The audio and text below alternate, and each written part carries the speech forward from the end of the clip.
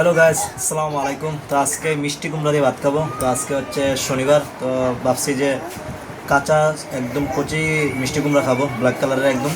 তো আমার কাছে এটা খুবই ফেভারিট। তো আজকে আমি বললাম যে কাঁচা মিষ্টি কুমড়া দিয়ে ভাত খেতে ইচ্ছে করতেছে, মুরগি মাছ আর ভালো লাগতেছে না। তো তা আজকে রেডি। তো বিসমিল্লাহ, গরম গরম ভাতও গরম, মাশাল্লাহ সবজিও গরম, ঠিক আছে। আর সাথে একটা শুকনো মরিচ নিয়েছি, মুখে একদম রুচি নেই। বিসমিল্লাহ রহমান রহিম।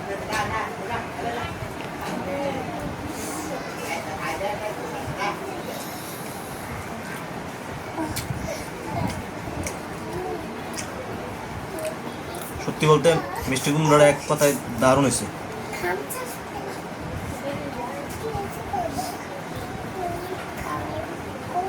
মিষ্টি কুমড়া পাকা যেটা ওইটা আমার একদমই ভালো লাগে না, আমার কাছে কাঁচাটা ভালো লাগে।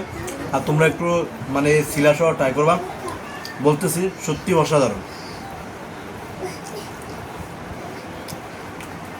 কালকে চিকেন দিয়ে আমার এত ভালো লাগে না,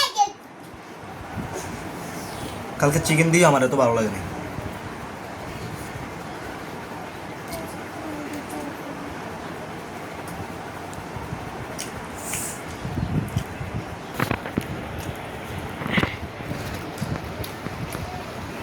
আর একটা কথা বলে নিই, একটু স্পাইসি করবা, একটু মরিচ বেশি দিবা, তাহলে তোমার টেস্টটা বাড়বে।